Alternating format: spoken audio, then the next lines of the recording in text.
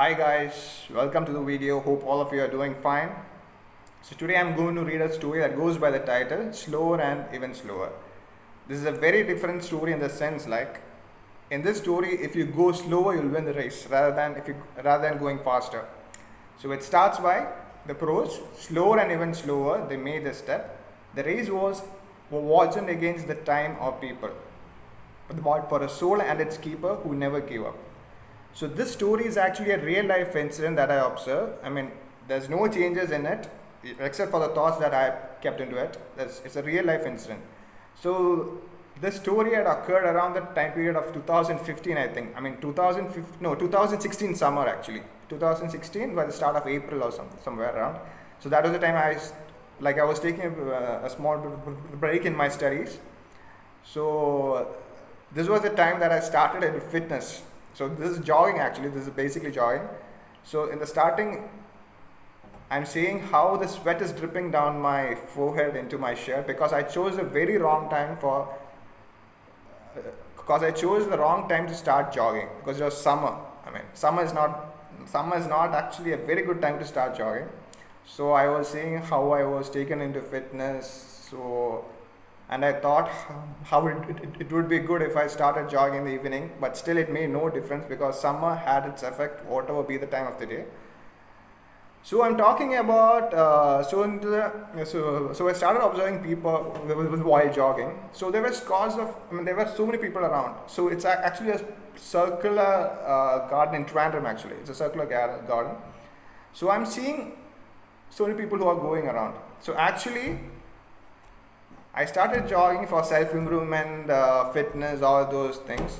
But as I started observing people around there, we were all involved in a very unreal race. I mean, we wanted to get ahead of the person there was a person ahead of you, we wanted to outrace him.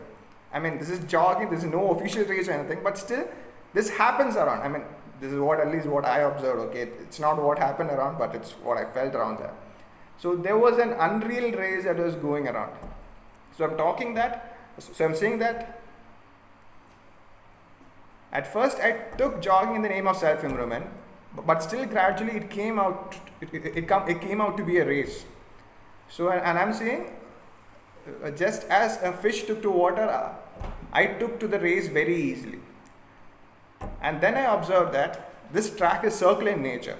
So how much you try to outrun a person or you try to finish first, there will never be a winner because it's circular in nature. It's not like we have a starting point and end point because you keep going around. So if you race someone in between, that person can overtake you somewhere around. I mean, you don't know who you raced, who you overtook. It just goes around and around. So this is where I observed a very interesting two people. I saw a son and a mother walking around. And the son was catching his mom's hand and taking step one by one. The interesting fact was the son was crippled.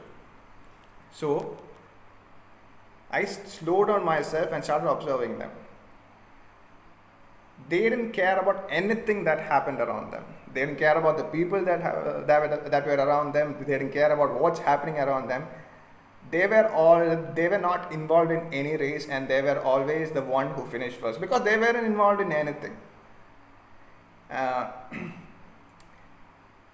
thing I observed was each step was tough for the mother as well as the child because it hurted the child and the grip on the mother also turned harder each by one.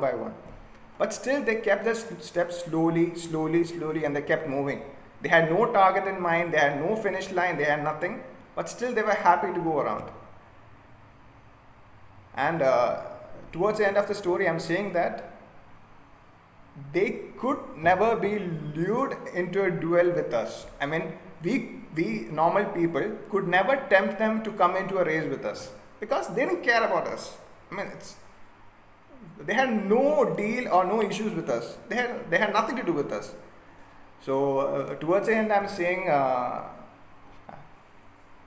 as a writer, I can guess 100 stories about them. What happened to them? I could imagine the reason that he became crippled.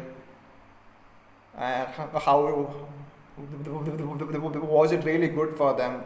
But at the end of the day, it nothing mattered to them because I saw a smile on the child's face when the sun kissed them that I didn't see in any one of us.